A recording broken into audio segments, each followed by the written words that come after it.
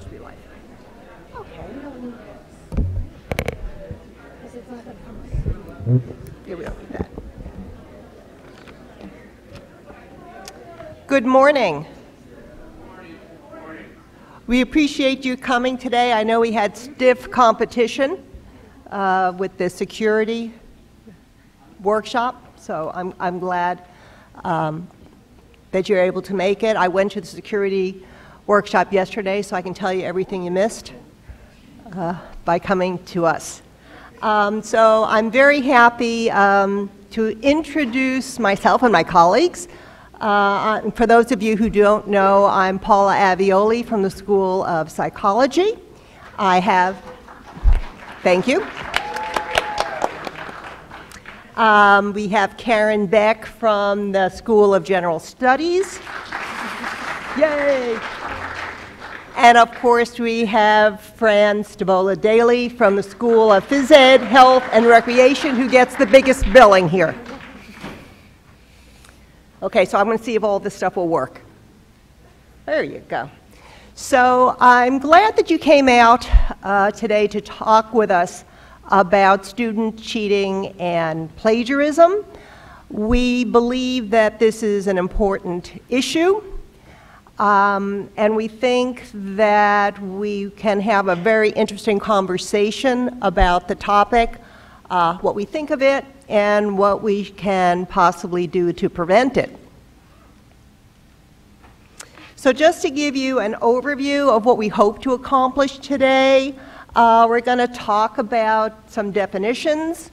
We're going to talk about our academic integrity policy, and we're happy that Joy Moskowitz has joined us today to fill in any errors that we might make. Keep us on our toes. Give you a little background on plagiarism and cheating. We want to talk about some of our experiences with the subject, get some of your experiences on the subject, also mention some resources that we have here on the campus, and last but not least, what can we do and make what we would call a turning moment from instances of cheating or plagiarism, and how can we make it a learning experience for our students. Okay, you're next. Here you are. Watching my numbers. Okay.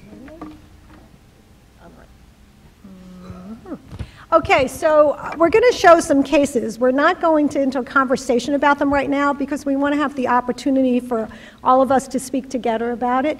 So when I first saw this, I was saying you usually make a disclaimer like the names have been changed to protect the innocent, but it's really the names have been changed to protect the guilty because these are based on real stories with little nuances changed. So you see the first example we have up here is Mary was a struggling student in world literature all semester. She had a hard time with the class readings, but she tried hard and even did extra work. In the end, however, a Google search of some sentences of her final paper showed that she plagiarized the final paper. So this might be something you've experienced with students before, and is fairly typical of some of the things that we see. The next is Mike, did not like research and technology. Why, I don't know. And he did not see why he had to take it. At the end, he hands in a research paper with 92% Turn-It-In score. At the meeting with the executive director, he insists that he is not cheating, as he has named his source in the bibliography, which is also some way students rationalize the kinds of things that they do. And finally, my personal favorite is Jane has repeatedly missed classes, and we were just picking on research and technology for this presentation. She brings doctor's notes to show that she was ill. However, all the notes have the same handwriting but different signatures. A close examination indicated that the dates had been altered. And this represents another form of experience, and I personally had an experience with this kind of situation, and I have learned that more people have had that experience. And this is another situation where in the end results with this student, she failed the entire semester because she submitted the forms to every single class. Okay? So, as we've mentioned to you before, we have an academic integrity policy, and in fact, I made a note to say that we are all required to add a reference to this on our syllabi when we are getting ready for the semester. I don't know how many people in the room point this out to the students, and even though we encourage the students to read it, I'm not sure if anybody ever really reads it until something actually happens. But we do try to make students understand that something exists, and so you should be including this when you prepare your syllabus for class. So we're going to do just a very quick highlight of the academic integrity policy, because if you've ever been involved, we have 4 more complex issues that you have to look into. Were you going to say something? Yes. Go ahead. Just one short mention that the academic integrity policy is discussed in T2K as well as in research and tech. So if your students say that they have never heard of it, they might have just forgotten, and you're reminding them. So these are the 4 major categories of violations under the academic integrity policy. I'm not going to read every detail, but cheating, plagiarism, fabrication, and academic misconduct are the major categories that we see. So there's 4 levels of violation, and the levels vary in severity. And a kicker to this is that when you look at the levels, you may be saying somebody's a level 2, but have no idea that that student had done level 2 before. So that's why it's important to be very conscious of what level you're choosing, and the fact that you only know information in isolation once you start this process. So here's level 1, due to inexperience or less than 10% of the grade of the course is based on the student committing a violation of some kind. So generally at that stage, that stays as an internal documentation within the department or the school that you're in. It doesn't move higher up the chain. And we often see this in freshmen, but sometimes we see it in other students who may not have had as many courses with experience of writing, but it does come up, and it's something that we take care of internally. So generally in my department, we have a conversation among ourselves about this incident and involve other people in the process. The next level, level 2, becomes another step up and moves beyond the internal workings of your own school. So in this case, it cannot be dismissed as inexperience, less than 25% of the grade for the course, depending on the issue. And generally what level 2 involves is completing an academic integrity and violation report, which then goes on file in the dean's office and the vice president of academic affairs. So at this stage, again, at level 2, again, it isn't as big a violation as level 3 or level 4, but you may not know that this particular student had multiple level 2 violations, and that can come in and factor into whether that level goes up once that's determined. Okay, a level 3 violation is much more serious. 25% or more of the grade is related to whatever incident happened. You have the report, recommended sanctions by the dean, and then probation or suspension from the university, failing grade in the course. In the incident I had with one student, we went up to a level 3 violation. And this is very important. The record is kept on file in the dean's office and the VPAA office. And I will ask a quick response from Joy on this. Doesn't it get flagged in the academic system in some way? So if the student tries to file a grade recalc for the incident, that they cannot replace the course that was failed with the grade recalculation? Hi, everybody. Yes, so the systems are in place to prevent students down the line from recalculating the grade. So you shouldn't be concerned about that. And also, just to clarify, the record that's on file in the provost's office, when the academic integrity violation report form is forwarded to the dean's office, the dean's office staff then contacts me to check the record if there's any previous violations on file with that student.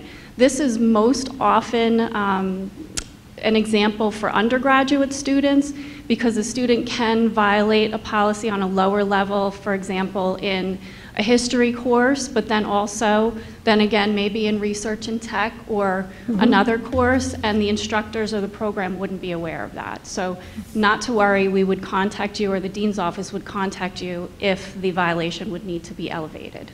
Okay, thank you. I'm so glad she's here. But, Okay. Because you only find out this information when you start to try to get involved with the process. Okay. And then, of course, there's fraud and purchase of term papers. Submitting a purchase paper, as you know, is illegal. I didn't realize there was a $1,000 fine from the state of New Jersey, which is very interesting. And I mean, some of us may have experienced that. I had a student who didn't purchase a paper, but copied the information off the page of the place where you could buy the paper. So I always felt that he was guilty of being cheap and cheating and being just downright stupid for doing something like that, because it was actually more easily discoverable because he took the case right off the page. And I think many of you have experiences, and we wanted to give an opportunity to have a discussion about that after that. But these are the key areas we wanted to talk about. All right. Yep. Okay. So this is one of my favorite quotes, and I like to use this in my psych of adolescence class. Our generation is doomed if the unheard of actions of our younger generation are allowed to continue. Has anyone ever seen or heard this quote before? Anybody have a guess as to who, what, where, when it was quoted? Anybody ever said anything like this? Yeah. Abraham Lincoln, a little bit older than that. A little bit older than that. You're closer, but not Roman. Okay, there we go. So it's from Iraq, a 4,000-year-old tablet from the city of Ur. Am I saying that right? Which is the lesson. So every generation thinks that the younger generation is not qualified to take over, and we worry about them.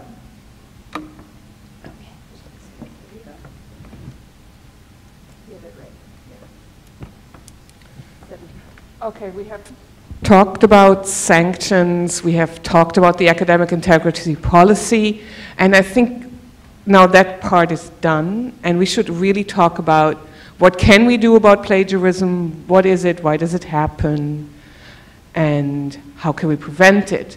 So, first of all, similar to the quote from the tablet, every generation thinks that the generation after them is not qualified. It's in the Iliad, it's everywhere. Nestor goes constantly, well, you know, if you were just heroes like back then when men were real heroes. We didn't have a chance, no new generation ever has a chance. That's just the way it is, and they're actually, you know, and so in the same thing, there has always been plagiarism, there has been cheating in colleges as long as there has been colleges. The moment the first exam got given anywhere, cheating started. So we should also take a moment, everybody, and look inside yourself. Have you ever cheated on anything? If you haven't, do you know somebody of your generation that might have ever cheated on anything? Have you ever crossed the street on a red light because you thought no cop is looking? So, we have to relax about it a little bit in the sense of it's not a new phenomenon. There is no research that indicates that this generation of students is cheating and plagiarizing more than what has been done in the past, which should actually work to their credit because it has gotten easier. So maybe we should look at it the other way around. There was plagiarism before there was the internet. That was real hard work back then. So when students plagiarize, this is often related to anxiety and a fear of failing. Students that was the example of Mary before, I think we called her Mary. Yeah.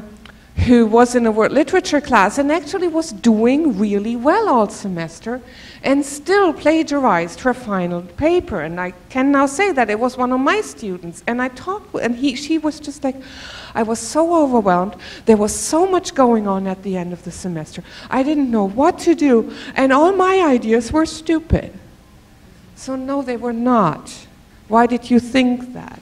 What happened? You know, you go through it. So this is just to say it's very often think about why they do it. Where does it happen? It's especially with our students, very often a lack of trust in themselves. There's a cultural component to plagiarism that is close to my heart to talk about it, just to always be aware of it. The culture of documentation, that everything needs to be cited and quoted, is relatively new. I see the archive. Did you just nod, archivist? You did. Very good. So, you know, we think this is normal, this is just, you know, this is just how the world works. No, this is how the world has developed, how we have developed things to work. And if you, one thing I try to discuss with my students when I talk about why do we have to document everything, I don't go as far back as Ur. I go back to Montaigne. If you read a text by Montaigne, it's a patch, he does patch writing. He would get in so much trouble in English composition because what he actually does is patch writing. He uses quotes from all these different texts and he doesn't quote any of them. So now a question into the auditorium, why does he not quote any of the text he's quoting? Why does he not cite any of the text he's quoting? Yell at me. Exactly, because his audience is an elite group of very few, very well educated, old white guys, like himself. They're all from the same group, they all have read the same texts, and thus they don't have to say where they quote from because they know it all. So in many ways, starting the citation is part of a democratization of science. We now have to say where something comes from because we're sharing it with somebody else who might not have the exact same background that I have. I find that a liberating way of thinking about citation, and often students find it a liberating way of thinking about it. It also has something to do with my obsession with historizing, putting everything in a historical context, but I still think it helps to think about this is how science has developed. This is what we're doing right now. The other thing I am doing is also I talk very often about citation as a rule and as something that's not immoral or it's not a question of morality or immorality, it's a question of either you play the game or you don't play the game, and it's certain rules that only make the game possible. So I'm German, as you might have heard, and as you might know, there's only, you know, Americans are very diverse. You all play there's many different sports that are important in America. In Germany, there's only one sport that counts. It's soccer. Nothing else really matters, you know. So soccer has one really weird rule, as you might know. It's called offside. Do you all know what that is? Yes. So it's a really weird rule if you think about it, you know, like the last person who, you know, shoots at the goal cannot stand closer to the goal than the last person of the defensive team. And it's a stupid rule and it seems very difficult to explain to people that don't play soccer or don't grow up watching soccer. It is, however, the rule that makes soccer possible. If you didn't have that, you could just leave one player standing right next to the goal of the other team and, you know, the whole game wouldn't work without this tiny little offside rule, and I'm sure we can come up with the same kind of rule in every other sport. And in the same way, the game of modern scholarship does not work if we don't follow the offside, you know, the citation rule. And in the same way, if you act against the citation rule, you know, the goal doesn't count. If you overdo it at some point, you act against the rule, you get kicked off the field. So, but I like to put it into a more rule violation issue because then it doesn't become a moral issue. that we like because it hurts us. You know, we have worked so hard for this course. I know they all plagiarize. You know, it's good to move it away from that. So it has a cultural component, it has a historical component, and it is a rule. So if you think about these things, then it can be turned into a learning experience, and we will talk about that later. There's different detection software that we use here at Kane. We have a Turnitin account. We have Safe Assign through Blackboard. There is Respondis, and my favorite is simple Googling sentences out of students' papers that stick out. All of these detection mechanisms can be used as teaching mechanisms as well.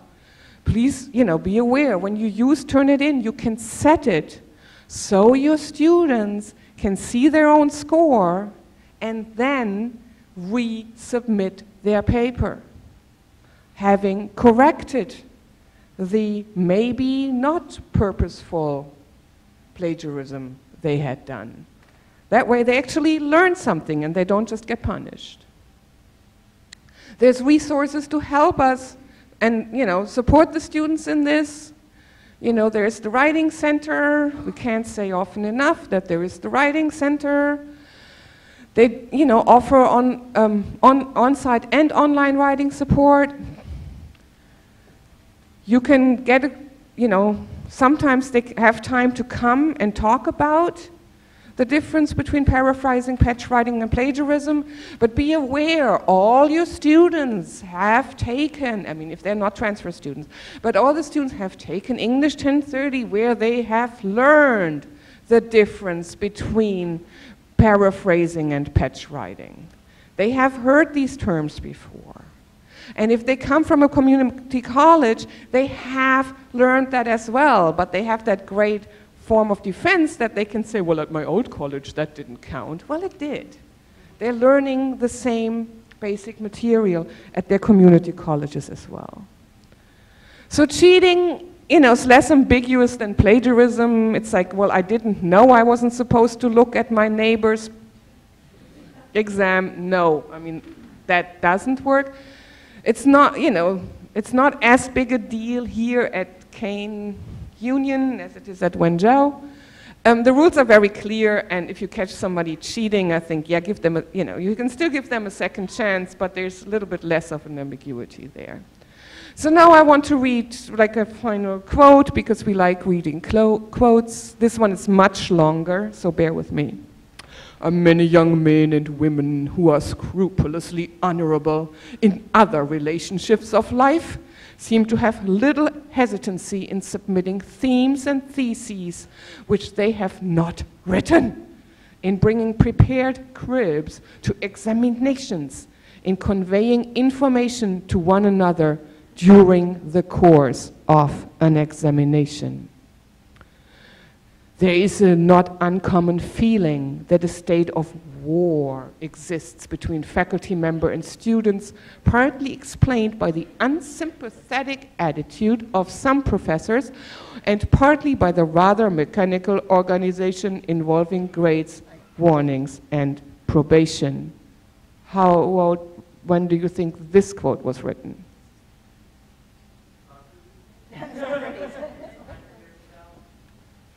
Was 100 years ago. You're close.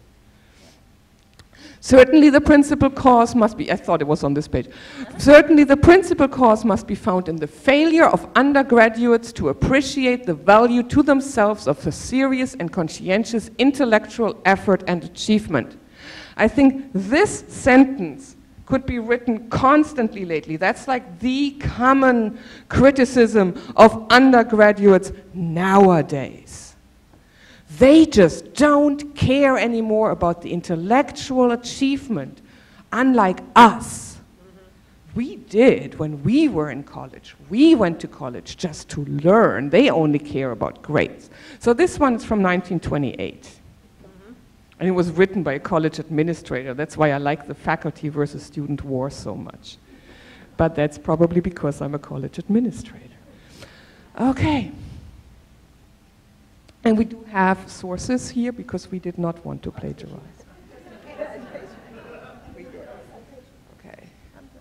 And most of what I have been saying is from J.M. Lang's book, Cheating Lessons, Learning from Academic Dishonesty, and I really like it, and the library has it as an ebook, so you can just all read it on your own computer. Come back. Thank you. Thank you, Karen. Thank you, Karen. Yes, as an academician, I'm very appreciative of the fact that there's a whole discipline. There are scholars whose area of research is on college cheating. So we were able to turn to these sources as we were preparing our presentation today. So one of the things I'd like you to take away as we proceed with this discussion is, why do students cheat? Now, we could spend a good hour coming up with our ideas, but let's first see what the scholars have discerned. So, we're more likely to see students cheating when there is an emphasis on performance, i.e. grades. When there are high stakes on the outcomes. So, for example, you may have an exam that determines whether or not you can go to college, an exam that determines whether or not you can go to graduate school, whether you can be licensed in your field. That's a high stake situation. We're also more likely to see cheating and plagiarism when there is extrinsic motivation for success. So it's not an inward, internal satisfaction. So we read because we want to learn, because we want to know. That's more internal. External, I can get the job, I can get the promotion, I can get more money. Cheating also is more likely to occur when there is low expectation of success. And as Karen pointed out, some of our students are extremely capable, but they may not have the contention that they are capable. They may think that their work won't measure up if they do it on their own. And last but not least, we're more likely to see cheating when there is a belief that their peers are also doing it, that it's okay, that somehow they're silly or stupid not to take advantage of a cheating opportunity because everyone else is doing it. Okay, is that me? That's me, okay. And so when we're talking about us as teachers, what can we do in our setting up the classroom and setting up our course in the way we present learning opportunities for our students that would deter their desire to cheat? So the research shows that we're less likely to see cheating going on when our emphasis is not so much on getting the grade, but mastering the information. So very much in my courses, I have the privilege of teaching courses that are early on in the psychology major experience. And I keep emphasizing, if you can do this, if you can understand this now, it'll be so much easier for you in your other courses. If you can master this, then you will be ready to go on to graduate school. So it's not know this and be able to do this so you can pass the course. It's know this and do this because it will be helpful to you as you proceed as a professional. We have this whole routine worked out over here. So I would just say also, if we look at a couple of the statements up here, I'm just referring to the one about teachers and administrators and also about athletes. You know, we do have a culture that I think puts pressure on people because there are consequences when you don't have successful test scores for your students or you don't demonstrate outcomes in some way. So there was a report in 2011 that teachers and administrators in Atlanta, Georgia cheated on the results of standardized assessment tests because a lot was at stake. And so even when you deal with people who have very strong ethical basis, if you ever do anything on ethics with students and ask them how how they would handle a situation, you begin to see how people who have very strong values would still end up doing something that would be unethical in some way or cheat in some way based on the pressure and the way the world operates around them. And then, of course, we're all aware of the Tour de France and Lance Armstrong and how he maintained for many, many years that he was not doing what he did. And it turned out, of course, he did do it. Thanks to Oprah, we found that out. And perhaps when she's president, we'll find out more things. But, and we do exist in a climate where I think it's very hard to get students to not feel pressure and to not move forward, because we have students, typically our students work a couple of jobs. They're career-oriented, and it's very hard for them to stay in the moment and value the education of what they're having, so they feel very pressured to get high grades because they're spending a lot of money for their education. And then we have examples in the outside world, which is, well, if they can do it, and even administrators do it, then why can't I do it? So this is some of what we're driving at and trying to give examples in terms of setting a framework. Well, what do we want we to be at Kane? And where are we going at Kane? So Karen's taking the back. We should dance more. Okay, so the next dance. So I'm just having this example here because I think it summarizes all of it. So very quickly, as you might know, China has been a merit-based society long before any other society. They had an exam or several exams to become a bureaucrat in the Chinese bureaucracy, while my ancestors, the Germans, were still sitting on trees. And that exam has been administered, and very often was always the same exam. It's a typical example for a high-stakes exam, and it's a typical example for an always the same exam. So, because it was high stakes and because it was an exam, there has been cheating, as far as we know, probably as long as that exam existed. And to read about it, I think you can find it on Wikipedia or in other places. I found it in the Lang book. To read about it is really interesting because you can see how the same arms race that happens with Turnitin and, in the administration, usually that happened there as well. So the administration came up with ideas how to prevent cheating, and then students came up with ideas how to get around it, and then the back and forth and back and forth. My most important point here is it was not accepted in China to cheat on this exam. That's important for those of you that work with students at Wenzhou Kane. It's not true that cheating was always accepted in China. And the other thing is that, look at the last line. In the 19th century, the punishment for cheating on this exam went all the way to execution. And it still happened. So the threat of punishment does not prevent the crime. Instead, we have to work on other ways to prevent the crime. That's what I was trying to say with this. That's also still me. So that's still to the culture, something I said before. It's an interesting study. Look on the bottom, it's important, it's based on self-reported. But in 1963, 75% of students admitted to having cheated in one way or the other. Between 2002 and 2010, that number went down to 65%. In 1993, it was 83. So it used to be even more accepted. It doesn't mean that fewer students or more students cheated at that time because it's just a perception, do people admit to it? But it's just the culture, it has always been there, and it is actually now, even amongst the student body, considered a bigger deal than it used to be. So I don't think there's any connection to the fact that I have a New York accent to say, let's talk now and share experiences. And I'd like to ask if when we are doing this, if you can give us examples, but also solutions. And again, what we're trying to do is say, how can we create a culture where we could diminish the need for people to cheat? Or to plagiarize in a way, in my classes, they do the papers over 3 or 4 times. So that's how I try to deal with some of the mistakes that students make. But we want to open up to the floor and for people to share some of their experiences and solutions, if you have that. I feel like I'm in a game show. This is I great. know. We're going to do a couple more.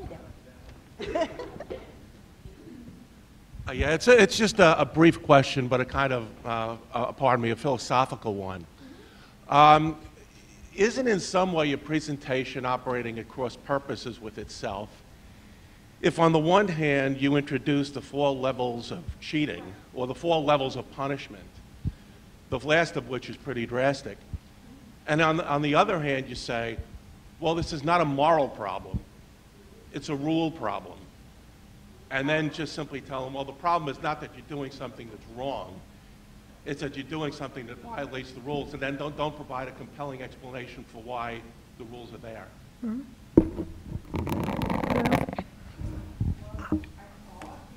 The explanation for why the rules are there. So, and I also think, I mean, if you look at the violations, if you look at the academic integrity policy, then you see that it starts with a slap on the wrist. You know, you shouldn't do this. And the very high punishment in the end is really for somebody who repeatedly and constantly stole material on a very high level. So I think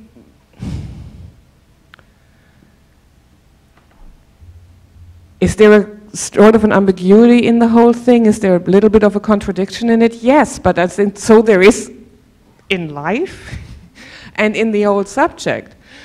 You know, I think our approach to say it's not a moral issue when you teach it to students, make it lower stakes, that's to prevent it at the very beginning. But it's still stealing. I mean, you know, some of you might know, in Germany a couple of years ago, I moved back to Germany, I lived there for 5 years, and during that time,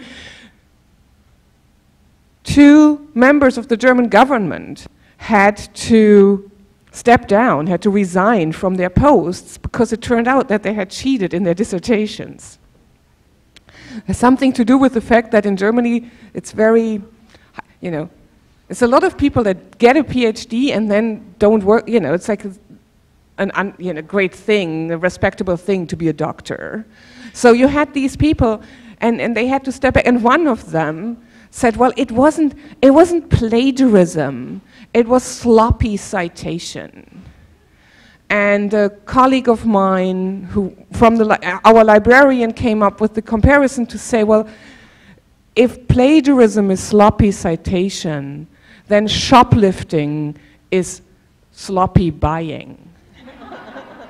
You know, I just didn't pay attention when there was a cash register, I was supposed to leave money there.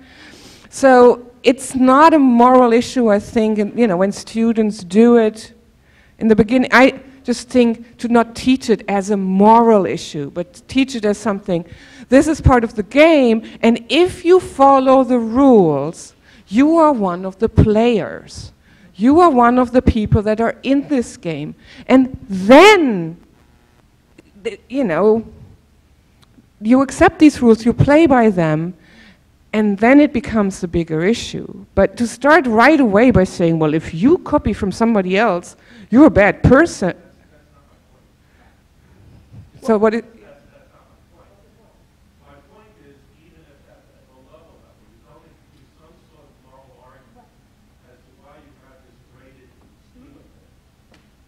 Probably has very dire consequences at the end. I don't know how you make the argument that it's not a matter of it's wrong in and of itself, even if it's a minor wrong at the first level, then simply saying it's a rule problem. Well, then you can get around the rules. By all means, feel free. No, can I just follow up on that? Is that working? Yes. When I have my students in Psych 2000 and I'm training them how to write a literature review, and I have the turnitin.com requirement, I often tell them I will not read your paper if it's higher than, I say 20% because I'm very liberal, and I said, and there's nothing to be shamed about if your paper is 30%, 40%, it's a learning opportunity. So yes, I say I won't read it, and you have to go back and learn how to do this correctly. But they're learning that these are the rules, that it's not permissible, and I also say Turnitin is not there to, I don't use it to punish my students, I use it to protect my students. I said, listen, if you are found guilty of cheating or plagiarism at the university, it may mean you fail the assignment, you fail the course, or you're asked to leave the university. We don't want that to happen. And my students accept that. And I know when I first introduced Turnitin.com many years ago, I had students who asked me, can I use this for my other courses as well? They needed that feedback. They didn't understand that copying was not sufficient. I think that's what some of us did when we were in middle school or in high school. So we're not saying that it's okay, but we're saying let's learn from this so that we can be productive. You had a comment too? Yeah, I just wanted to say, which may or may not be on target, but if you look at Kohlberg's stages of moral development, we talk about this in class, that people respond differently to different things. And so some people are at a development stage when you tell them this is the good thing, this is how you should behave, and they respond because it's a good thing to do. So if somebody goes into a park and you put a sign up, protect the environment, take your garbage out with you, you know, some people respond because they want to protect the environment, but other people are punishment-based. And so, you know, when you have a system, the system has multiple layers. I think that as students progress through our classes, we want them to develop strong values and a good moral base. But there will be people that are always at different stages. And so when you have a rules-based system, that's part of responding to what stages people are at. And so I think it doesn't take away from the moral issue. I think we have to respond to the diverse levels that people are at in terms of their behavior. If you have standards, then we're asking you to perform to those standards at whatever moral stage of development you're at, and hopefully we'll be able to move you along that stage to have stronger ethical values about how one behaves and how one interprets the world around them. So that's just my 2 cents. But okay. Yes. Hi, I'm a genetics professor, and in my first semester full-time here, I caught somebody cheating.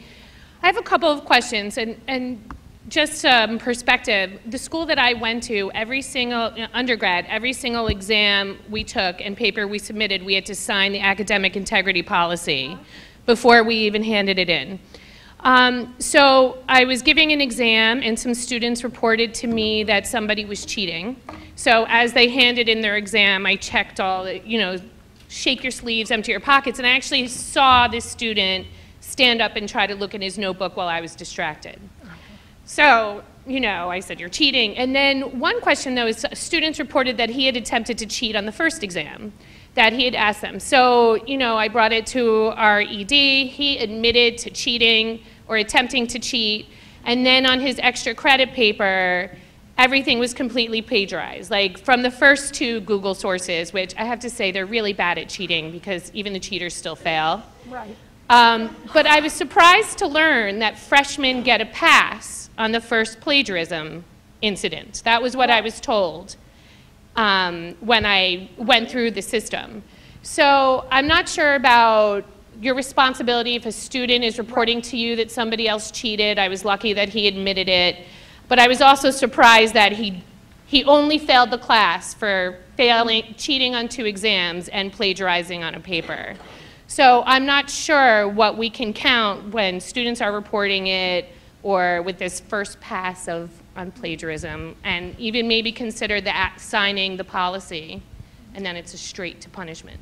Okay. So thank you very much for sharing your experience. And there's a few different levels there, so bear with me because I want to start from the beginning and work my way through. We don't have the signing off on the academic integrity for each exam as a university-wide practice. Maybe there are some instructors here that do that. I'm not aware of that. The expectation that we have is that your expectations as a faculty member, as an instructor, are expressed in your syllabus. And as was noted before, the academic integrity policy is required to be included in your syllabus. We try to make that easy for you by providing a syllabus template that has all of these Title IX, student conduct, all that other important dates, so that you could just enter your core information about your class. So to me, that would be my reference to any student to say, the academic integrity policy link is on your syllabus. Hopefully the instructor has talked about the expectations of academic integrity in the class in some way. And because that appears on the syllabus, that's an expectation in the class, okay? There is no such thing as a free pass for freshmen for academic integrity. I think the misunderstanding, or perhaps the misinterpretation, is there is a level 1 violation, and if you read through that violation, that says that a level 1 violation is up to the instructor to determine if that violation is due to inexperience or if it's a very low-level offense. Okay, so there's no free pass. What you continue to describe is something that comes up quite frequently, and that is the cumulative effect of a person who's suspected of or who has been viewed cheating or reported cheating in a class.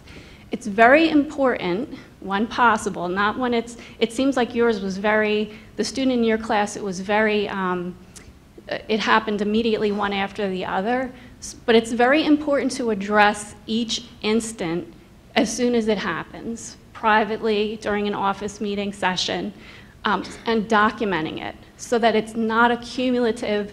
I've had so many faculty members and EDs contacting me. I love it when it happens in May.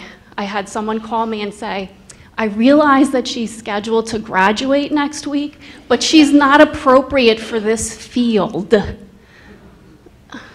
And so I was like, well, that's great. What happened to your gatekeeping course? So definitely identify these issues as they come up. In that particular situation, definitely to have met with that student when the other students reported that perhaps he was trying to cheat. And we could talk more about it. I don't want to take up too much time for specifics, but if there's one thing I can convey, actually I'll make it two, is the commercial for the syllabus template, and, because Karen knows I love commercials, and two, address the issues as they come up, even if they appear to be minor. Even if it's a student coming to you after class and saying, you know what, I saw that person, I think they were trying to cheat off their phone, or I saw that person, or they asked me. You send an email to that student, do you have some time? I need to meet with you, during my office hours. And you sit with them and you say, I'm not sure what happened, but there's a perception that was reported to me. I just want to make it clear to you, these are my expectations. And then follow up with an email just saying, thanks for meeting with me, so that next week, when something else happens, you could say, well, we talked about this last week. And then you could follow up that way. Okay, I hope that's helpful.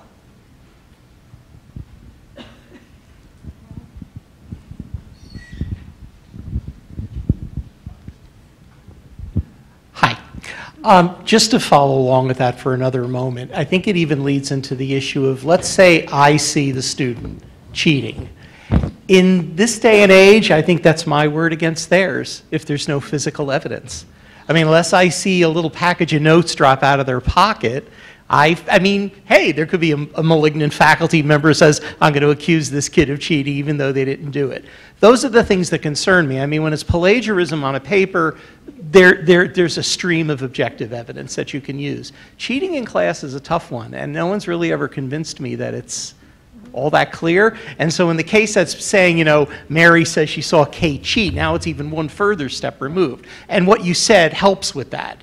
But if I see a student who's blatantly cheating, I feel like I have to think twice about what I'm going to do.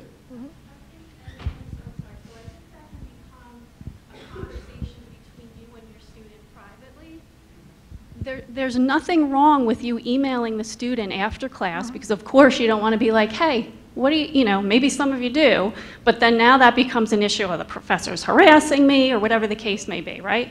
So you send the email and you meet and you say, you know, I'm a little concerned. It looked like you were looking at your phone, you were looking at your neighbor, you don't have to explain to me what you were doing. I just want to make it clear to you that it made me kind of question what was happening, and I just want you to let you know for next time. And then you send a follow-up, thanks for meeting with me regarding my concerns. You don't even have to get into, I saw you doing this, I saw you doing that, if it's not, because believe me, I've had social media posts forwarded to me. I've had a picture of a water bottle with the precision that it took to get. It was beautiful. Like, I feel like this should be in a museum somewhere, that the water bottle, think about it. The inside of the label written like microscopic, and it was on and they took a picture of it as a joke. This is how I passed my so-and-so exam, and then someone forwarded it to me, and I was like, really? I had because you said, well, it's very hard. Sometimes it isn't. I had an eraser that someone walked by and was like, you know, but don't hesitate to meet with the student. It's just how you approach that, but keep the documentation. Okay. I'm probably the only person in my department, but I collect phones. The phones are held hostage on my desk during exams. All book bags go up on the front behind me. And during the exam, in order for the student to get their phone and their book bag back, they have to give me the exam, and then I don't allow water bottles on the desk because of that. I haven't seen that yet, and I do walk around during the exams to make sure.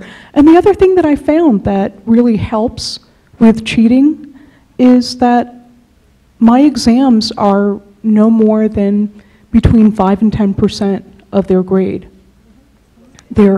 Each exam is so down-weighted, and I put more emphasis on other things. I have a writing assignment each week in my classes, so they have to do those writing assignments, and that's where the bulk of their grade comes in. And I do teach professional classes in my department. I can just imagine that student that has a whole collection of beautiful water bottles. But that I think I've been inspired this morning to translate an exercise or a discussion that I have in my communication ethics class into reality, and this is what I'm after. I tell students that during the exam, this is a communication ethics class, that I'm going to go to my office and do some work while they're taking the exam. When they finish, if they could bring their exam to me in my office, or if they feel comfortable, they can leave it on the desk. And I'll come after class and pick it up. Because no one certainly would cheat on an ethics exam.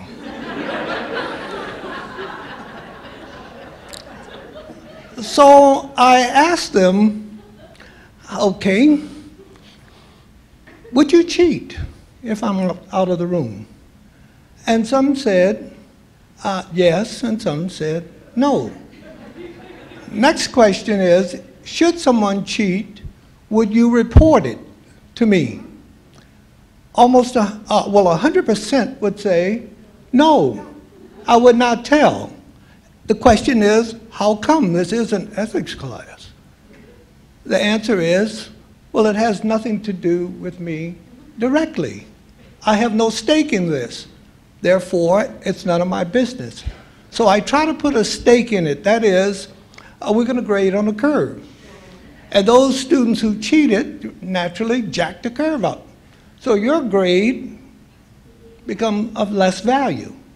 Now, would you tell me?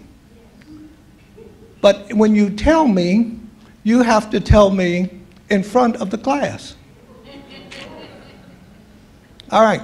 So we have interesting conversations based on that. Now, based on what I've heard this morning and that little episode, I think I'm going to work this out and rely on honesty in next time I do this. Thank you.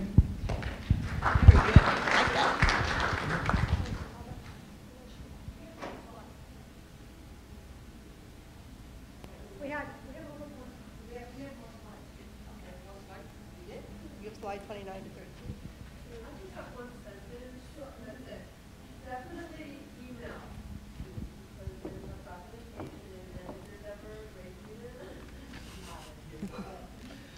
Yes.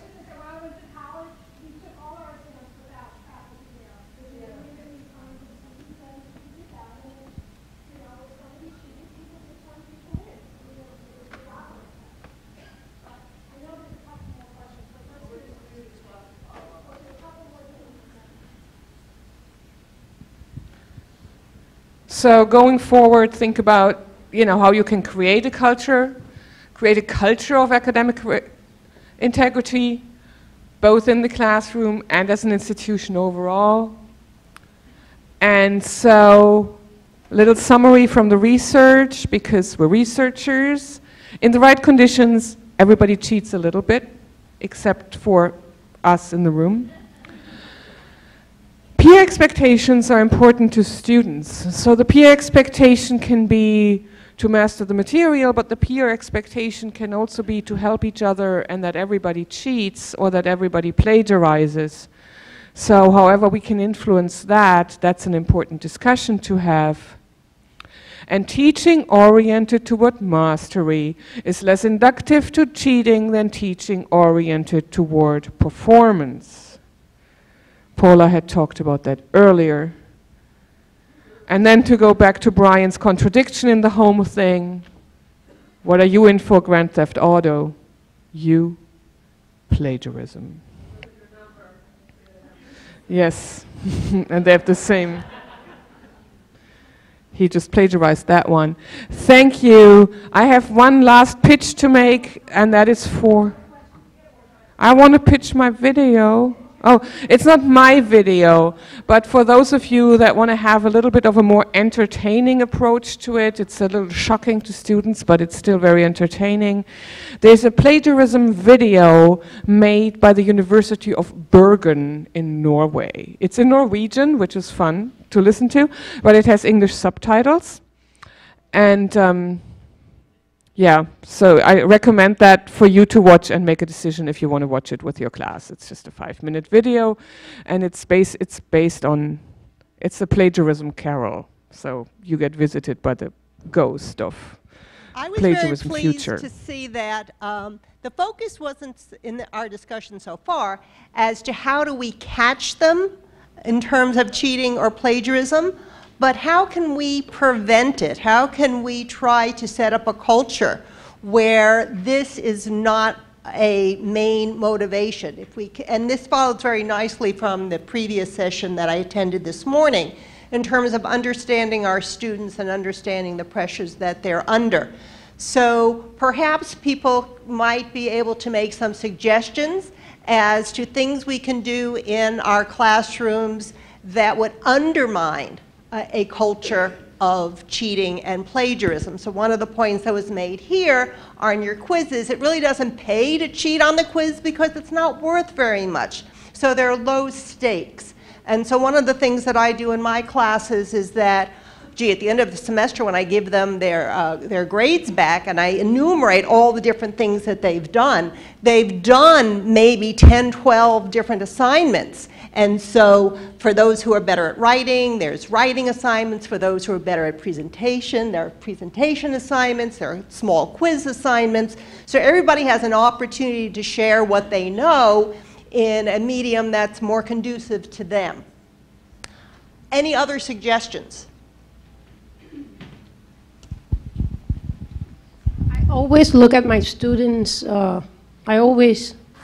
when I meet a student, a group of students at the beginning of the semester, I always assume that they are their best.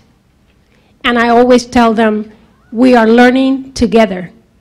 and I have high standards for these communities that we're creating.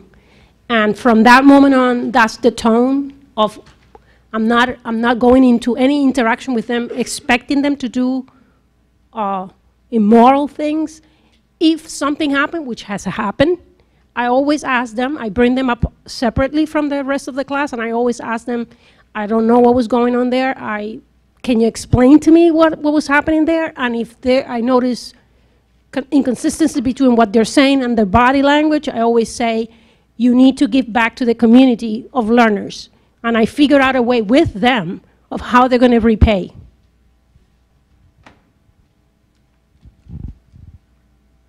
Thanks.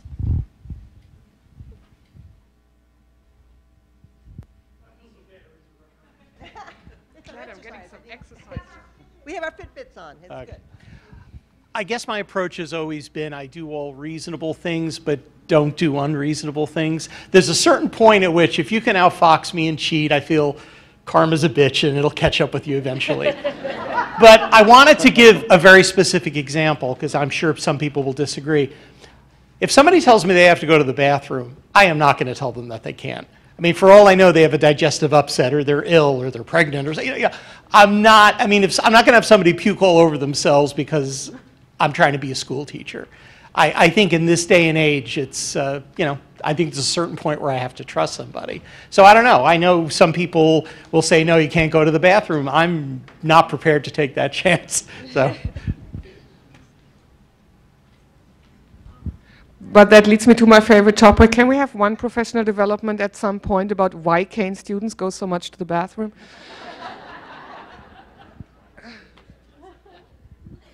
Well, one of the things I struggle with is figuring out whether the final paper that I assign in the class was actually written by the student to whom it was assigned. So what I've done is I've implemented a series of, I do lots of different in-class writing, handwritten things, so that I have a sense of that student's writing, so that it's really, if the final paper is very different from what I have, handwritten, so they'll do journal reflections, we'll watch a video, and they'll, summarize the video for me, just different things like that. So that's one of the strategies I use. I'd love other ideas that people might have about how the final paper was written by that student.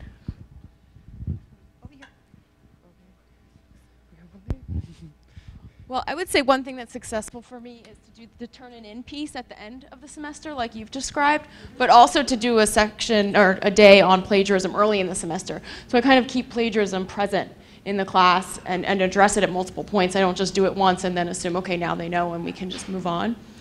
But in terms of catching them cheating, one of the things I struggle with is that I teach transfer transitions and research and tech, and each class requires a lit review. But I can't necessarily know that a student, say, who's transferred in from Middlesex isn't reusing a paper that they had written at Middlesex. And the same thing happens in research and tech. Maybe they wrote something for their psych class, and they're repurposing that for my lit review. So if people aren't using, either at Middlesex or in their psych classes, Turn-It-In, it's very difficult for me to sort of know if a student is not producing original work in my class. There is a little trick. Oh, great. What is it?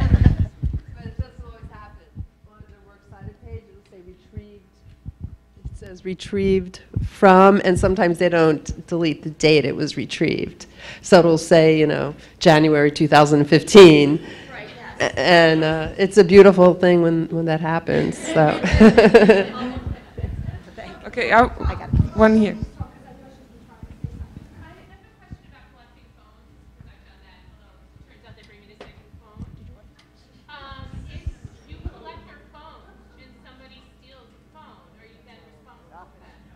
I wouldn't take them out of the room, that's for sure.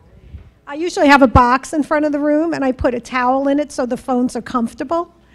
But it's within their vision, and we just have to make sure nobody does walk off with somebody else's phone. But I've done that. I call it a phone rest stop. But the big thing is, if you say you want no phones on the desk, and somebody puts a phone up on the desk, whether they're really doing something with the phone or not, it puts them in the position that they're going to be called out on that behavior. But yeah, I would be very careful. I've seen people take phones away from people using the phone in class. I don't see how I can touch somebody's personal property that way. So at the most, I would have a spot where you put it, it's within your line of vision, the whole desk starts to vibrate, you know, after a while. But, you know, that's kind of how I've done it. But I worry about people's property. Then I'm in another ball game with them. So, all right. I know you have something here. I find there are two types of students that cheat. There are the chronic cheaters that, you know, there's not much you could do to avoid that. But then there's the cheaters that are a fairly good student and something's going on at that moment in their lives. They broke up with their significant other or something is happening at home and they can't study and they're freaking out that that one test is going to kill the whole average. So what seems to help for my classes in the beginning of the semester, I say, I know it happens, that something can happen in the middle of a semester or toward the end that could affect a grade. The answer is not to cheat. The answer is to come and talk to me and say, I'm not prepared for this test. This is what's happening. And I will give you an opportunity to maybe have more time to study. Or if you come right after, I might say, okay, I can design an assignment that includes this information that maybe will help boost that grade up. But when you let them know ahead of time that you'll work with them in the event something like that happens, they're less likely to want to cheat and take that risk if they aren't able to study during that particular exam.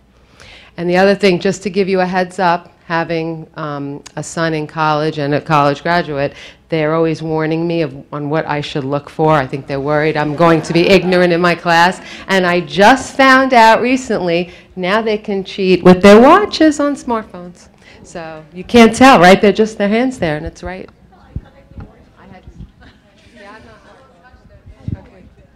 Julia, you have been so patient. Thank you. It's all right. Hello. Thank you for such an interesting presentation. I appreciated the notion of the moral value because it opens, I think there is somehow an underlying moral position to say, don't plagiarize, follow the rule. And what I find helpful in that approach is that you can come up with other different approaches to shift the moral value to mastery, scholarship. And the other comment I wanted to share is that one of the strategies that I also use to try to avoid plagiarism is the final paper is composed of many different assignments throughout the semester. So then you have the opportunity to look at the work and then provide feedback before the final is completed. Thank you.